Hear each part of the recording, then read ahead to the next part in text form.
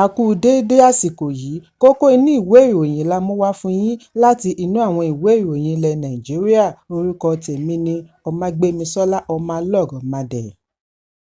Àjọ tó ń gbógun ti títà, rírà àti mímu egbògi olóró NDLEA ti sọ lánàá wípé àwọn fi ọwọ́ ṣìkún òfin mú ògbólógbòó oníṣòwò egbògi olóró tí wọ́n ti ń wá tipẹ́.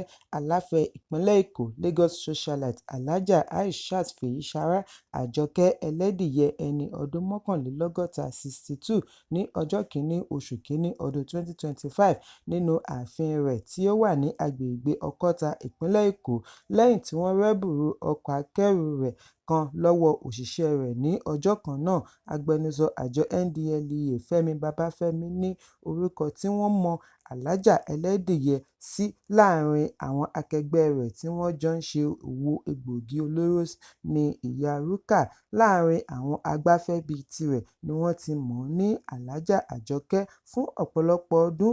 Ọ̀pọ̀ ni kò mọ kúlẹ̀kúlẹ̀ irúfẹ́ ènìyàn tí ìyá yìí jẹ́, bí àjọ NDLEA ṣe fi orúkọ rẹ̀ sí orúkọ àwọn tí wọ́n ń wá wanted list gẹ́gẹ́ bí adarí ọ̀kan lára àwọn ògbólógbòó egbògi olóró tó ń ṣọṣẹ́ láti Mushin ní ìpínlẹ̀ Èkó. Ọjọ́rú ni afẹ́fẹ́ fẹ́ tí wọ́n fi rídìí adìyẹ Alhaja Àjọkẹ́ lẹ́yìn tí àjọ NDLEA gùnlé ìtanilólobó tó ṣeé fọkàn tẹ̀ pẹ̀lú bí wọ́n ṣe rẹ́bùrú ọkọ̀ akẹ́rù Isuzu funfun tí ó kó àpò ńlá 24 tí 1,540 kìlógíráàmù kánábíìsì tí wọ́n kó wọlé láti òkè òkun kún inú rẹ̀. Bí òṣìṣẹ́ rẹ̀ Abideen Adio ẹni ọdún 41 ṣe ń wa ọkọ̀ yìí lọ. Lẹ́yìn èyí ni ikọ̀ àjọ NDLEA ya wọ ilé rẹ̀ tí ó wà ní ojúlé 23 òpópónà Adébáyọ̀ Oyèwọlé Ìyànà Àgọ́ Palace Way, Ọkọ́ta.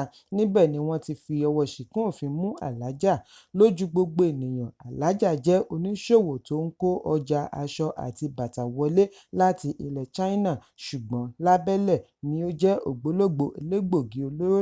Bákan náà ni wọ́n dá a mọ̀ gẹ́gẹ́ bí ìyálájé ẹgbẹ́ Blessing Sisters, ẹgbẹ́ obìnrin tó gbajúmọ̀ ní ìpínlẹ̀ Èkó.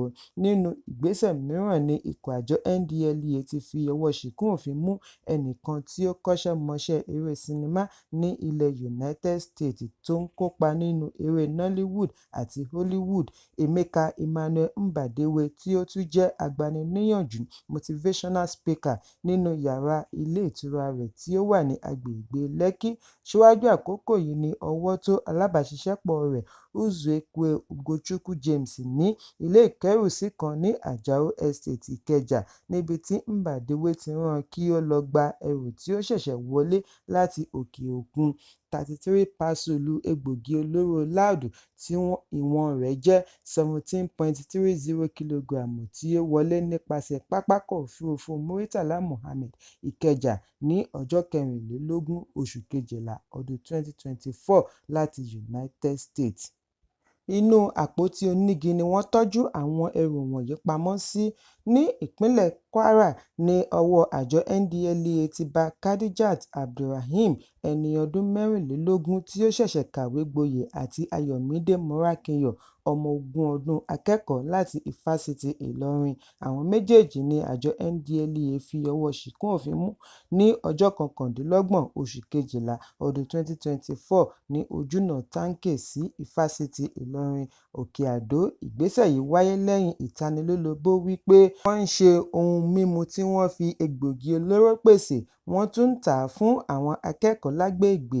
Níbi ìkọlù sí ibi wọ́n ń gbé ni wọ́n ti ṣe àwárí 42 pieces àkàrà òyìnbó tí wọ́n fi egbògi olóró pèlò.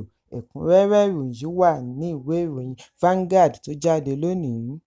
Agbẹnusọ ikọ̀ ológun Operation Fansanyama ní ẹkùn àríwá ìwọ̀ oòrùn Lieutenant Colonel Abubakar Abdullahi ti sọ wípé bí òkété ni olórí àwọn adàlúrú Bello Turji ṣe ń gbé láti ihò kan sí òmíràn pẹ̀lú bí wọ́n ti ṣekú pa gbogbo àwọn jagunjagun rẹ̀.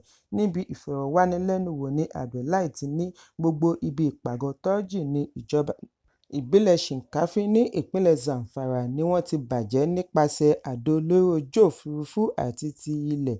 Láìpẹ́ ọwọ́ yóò tó Turji.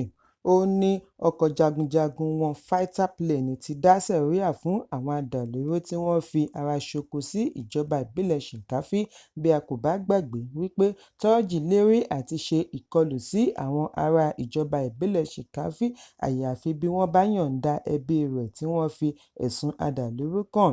Ìròyìn jábọ̀ wípé Turji ṣe ìkọlù sí agbègbè yìí ó sì jí àwọn arìnrìn-àjò gbé, ìṣẹ̀lẹ̀ tí ó mú àwọn ológun gbìnàyá tí wọ́n fi ṣekú pa ọ̀pọ̀lọpọ̀ àwọn adàlúrú pẹ̀lú Sani Risu, olórí adàlúrú mìíràn ní ìpínlẹ̀ Zamfara. Ẹ̀kúnrẹ́rẹ́ ìròyìn wà ní ìwé ìròyìn Vanguard tó jáde lónìí. Lónìí ni ilé-ẹjọ́ gíga tó fìkàlẹ̀ sí ìlú Àbújá gba ìyọ̀ǹda Olamide Thomas, arábìnrin tí wọ́n fi ẹ̀sùn kàn wípé ó ń lérí mọ́ ọmọ ààrẹ Bọ́lá Tinubu Ṣèyí Tinubu pẹ̀lú mílíọ̀nù mẹ́wàá náírà àti onídùúró kan.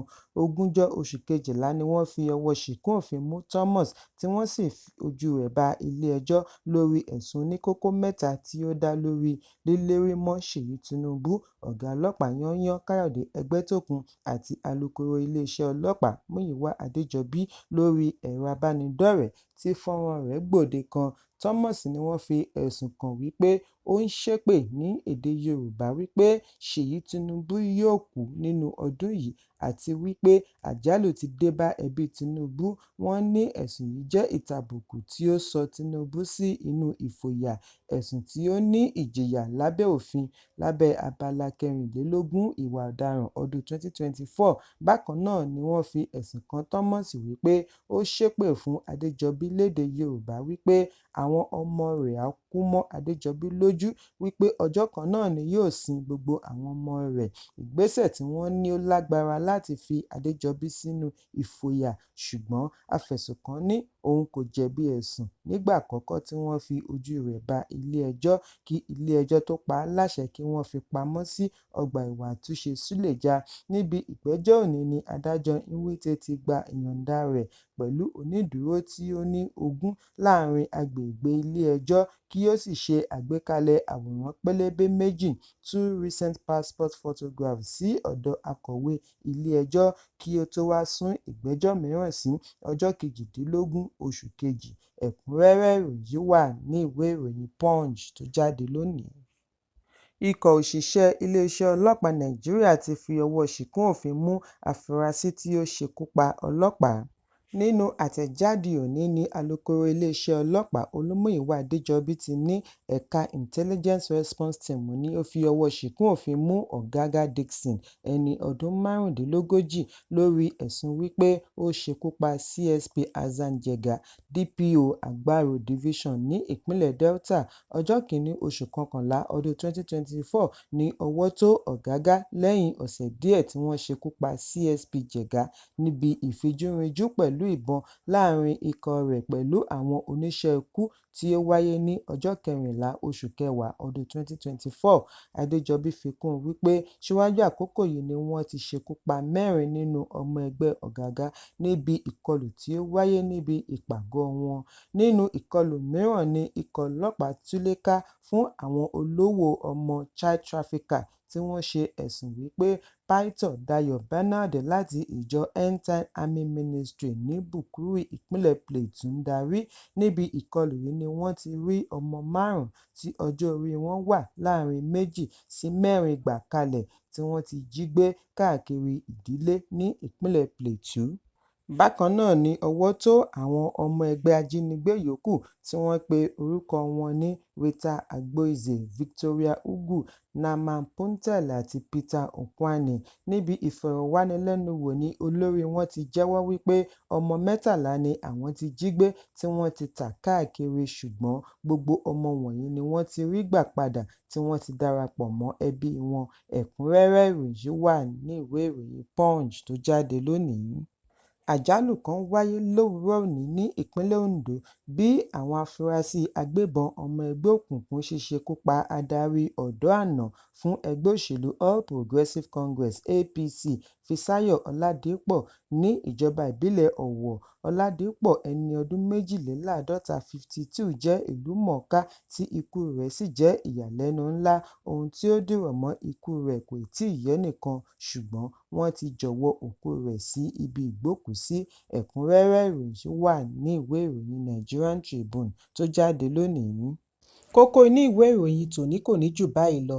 Ẹ pàdé mi lọ́la fún àkọ́tún ìròyìn. Kí a tó lọ, ẹ má ṣaláì fi àkíyèsí yín ránṣẹ́ kí ẹ sì bá wa subscribe sójúnà wa lórí YouTube kí kókó inú ìwé ìròyìn lè máa tẹ̀ yín lọ́wọ́ ní kíákíá.